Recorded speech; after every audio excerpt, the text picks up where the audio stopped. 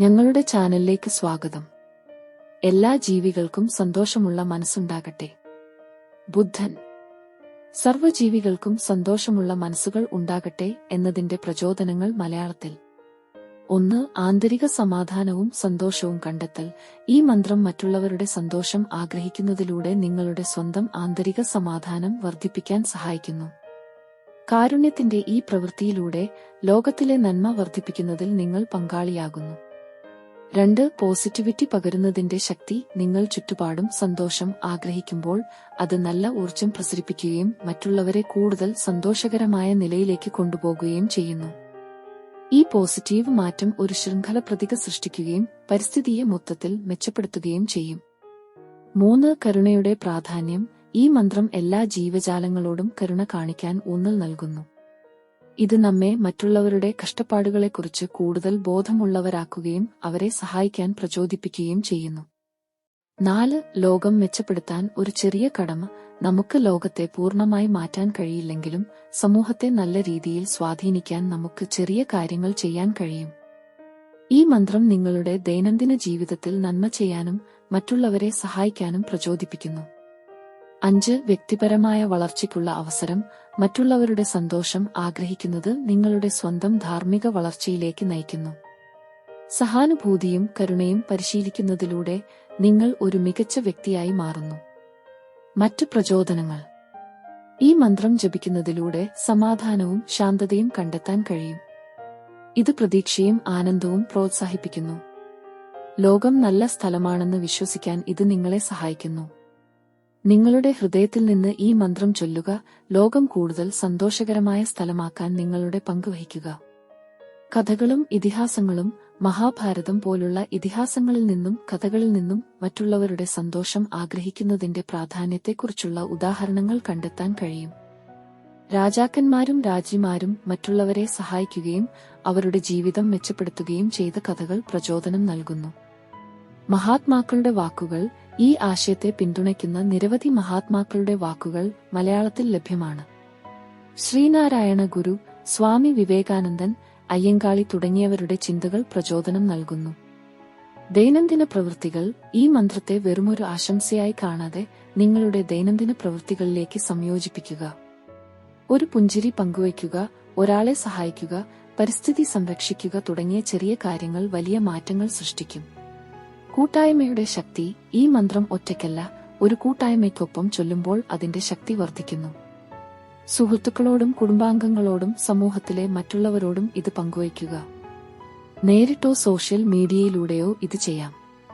സ്വയം ഓർമ്മിപ്പിക്കുക. തിരക്കുപിടിച്ച ദിനചര്യയിൽ ഈ മന്ത്രം മറക്കാൻ എളുപ്പമാണ്.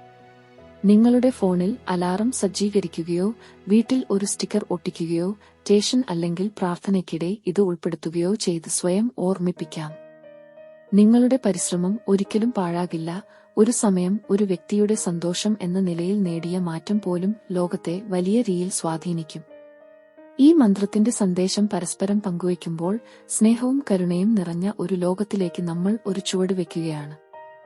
സർവ്വജീവികൾക്കും സന്തോഷമുള്ള മനസ്സുകൾ. ഒരു കഥയും പ്രചോദനവും. കേരളത്തിന്റെ ഗ്രാമപ്രദേശങ്ങളിൽ ജീവിച്ചിരുന്ന മുത്തശ്ശി അമ്മുമ്മക്ക് സർവ്വജീവികൾക്കും സന്തോഷമുള്ള മനസ്സുകൾ എന്ന വാക്കുകളോട് പ്രത്യേക സ്നേഹമുണ്ടായിരുന്നു. രാവിലെ എഴുന്നേറ്റ പാടെ അവർ ഇത് ഉരുവിടും. വീട്ടുമുറ്റത്തെ പൂക്കൾക്ക് വെള്ളം നനയ്ക്കുമ്പോഴും തേനീച്ചകളോട് സംസാരിക്കുമ്പോഴും കാക്കകൾക്ക് ഭക്ഷണം ഇടുമ്പോഴും ഈ വാക്കുകൾ അവരുടെ ഹൃദയത്തിൽ നിന്നും ഒഴുകിവരും. ഒരു ദിവസം ചെറുമകൻ അമിത് അമ്മുമ്മയോട് ചോദിച്ചു, "അമ്മുമ്മേ, എല്ലാ ജീവികൾക്കും എന്തുകൊണ്ടാണ് നീ സന്തോഷം ആഗ്രഹിക്കുന്നത്?" അമ്മുമ്മ മൃദുവായി പുഞ്ചിരിച്ചു പറഞ്ഞു, "അമിതാ, നമ്മൾ കാണുന്നതും കാണാത്തതുമായ എല്ലാ ജീവികളും ഒരേ ആകാശത്തിന് കീഴിൽ ഒരേ ഭൂമിയിൽ വസിക്കുന്നു. നമ്മുടെ സന്തോഷം ഒരു പൂവിന്റെ സുഗന്ധം പോലെയാണ്. അത് ചുറ്റുപാടും പരക്കും. മറ്റുള്ളവരുടെ സന്തോഷം ആഗ്രഹിക്കുന്നതിലൂടെ നമ്മുടെ സ്വന്തം സന്തോഷം വർദ്ധിക്കുകയും ലോകം മുഴുവൻ മധുരമാവുകയുമാണ്." അമിത ചിന്തിച്ചു. അവൻ ചുറ്റും നോക്കി. പറവകളുടെ കൂജനം, തേനീച്ചകളുടെ മൂളൽ, പൂക്കളുടെ മണം എല്ലാം ഒരു ഗാനം പോലെ തോന്നി. അപ്പോൾ അവൻ മനസ്സിലാക്കി, അമ്മുമ്മ പറഞ്ഞത് ശരിയാണെന്ന്. പിന്നീട് അമിതയും അമ്മുമ്മയും ചേർന്ന് എല്ലാ ദിവസവും സർവ്വജീവികൾക്കും സന്തോഷമുള്ള മനസ്സുകൾ എന്ന് ഉരുവിടാൻ തുടങ്ങി. അവർ മറ്റുള്ളവരോട് ദയ കാണിക്കുകയും സഹായിക്കുകയും ചെയ്തു. ദരിദ്രർക്ക് ഭക്ഷണം നൽകി, വൃദ്ധരെ സഹായിച്ചു, മൃഗങ്ങളോട് കരുണ കാണിച്ചു. കുറച്ചു കാലം കഴിഞ്ഞപ്പോൾ അവരുടെ ഗ്രാമം മാറി. ആളുകൾ കൂടുതൽ സന്തോഷവും സഹകരണവും കാണിച്ചു. വഴക്കുകളും പരിഭവങ്ങളും കുറഞ്ഞു. ഗ്രാമം പൂക്കളുടെ ഗന്ധം പോലെ സന്തോഷം പരത്തി. ഒരു ദിവസം ഗ്രാമത്തിൽ ഒരു വിദേശി വന്നു. അയാൾ സന്തോഷകരമായ അന്തരീക്ഷം കണ്ട് അത്ഭുതപ്പെട്ടു. എന്താണ് നിങ്ങളുടെ രഹസ്യം? അയാൾ ഗ്രാമമുഖ്യനോട് ചോദിച്ചു. കാലങ്ങൾ കഴിഞ്ഞു, രാജ്യങ്ങൾ തമ്മിലുള്ള യുദ്ധങ്ങളും വഴക്കുകളും കുറഞ്ഞു. ലോകമെമ്പാടും ആളുകൾ സർവ്വജീവികൾക്കും സന്തോഷമുള്ള മനസ്സുകൾ എന്ന മന്ത്രം ജപിച്ചു. സ്നേഹവും കരുണയും വർദ്ധിച്ചതോടെ ലോകം മുഴുവൻ ഒരു മനോഹരമായ പൂന്തോട്ടമായി മാറി. ഇക്കഥയിലൂടെ നമുക്ക് മനസ്സിലാക്കാൻ കഴിയുന്നത് ഈ മന്ത്രത്തിന്റെ ശക്തിയും പ്രാധാന്യവുമാണ്. നമ്മുടെ ചുറ്റുപാടുള്ള എല്ലാ ജീവികളുടെയും സന്തോഷം ആഗ്രഹിക്കുന്നത് നമ്മുടെ സ്വന്തം സന്തോഷത്തിലേക്കും ലോകത്തിന്റെ മെച്ചപ്പെടലേക്കും നയിക്കുന്നു. ഇനി ചില പ്രചോദനങ്ങൾ. ഈ മന്ത്രം ജപിക്കുമ്പോൾ നിങ്ങൾ യഥാർത്ഥത്തിൽ അത് അർത്ഥമാക്കുന്നുണ്ടോ എന്ന് ഉറപ്പുവരുത്തുക. മറ്റുള്ളവരുടെ സന്തോഷത്തിനു വേണ്ടി നിങ്ങൾ എന്തു ചെയ്യാൻ കഴിയും എന്ന് ചിന്തിക്കുക. ഈ മന്ത്രം നിങ്ങളുടെ ദൈനംദിന ജീവിതത്തിൽ പ്രയോഗിക്കുക. ഒരു പുഞ്ചിരി, ഒരു ദയുള്ള പ്രവൃത്തി, ഒരാളെ സഹായിക്കൽ, ഇവയെല്ലാം ലോകത്തെ മികച്ച സ്ഥലമാക്കാൻ സഹായിക്കും. ഈ മന്ത്രം മറ്റുള്ളവരോട് പങ്കുവയ്ക്കുക. നിങ്ങളുടെ കുടുംബാംഗങ്ങളോടും സുഹൃത്തുക്കളോടും സമൂഹത്തിലെ മറ്റുള്ളവരോടും ഇത് പറയുക. ഒരുമിച്ചു ചേർന്ന് നമുക്ക് ലോകത്തെ സന്തോഷകരമായ സ്ഥലമാക്കാൻ കഴിയും. ജയ് ഹിന്ദ്. നിങ്ങളുടെ സമയത്തിനും ശ്രദ്ധയ്ക്കും നന്ദി. ഞങ്ങളുടെ വീഡിയോ നിങ്ങൾക്ക് പ്രചോദനമാകുമെന്ന് ഞങ്ങൾ പ്രതീക്ഷിക്കുന്നു. നിങ്ങളുടെ സുഹൃത്തുക്കൾക്കും കുടുംബാംഗങ്ങൾക്കും വീഡിയോ ലൈക്ക് ചെയ്യാനും അഭിപ്രായമിടാനും പങ്കിടാനും ഞങ്ങൾ അഭ്യർത്ഥിക്കുന്നു.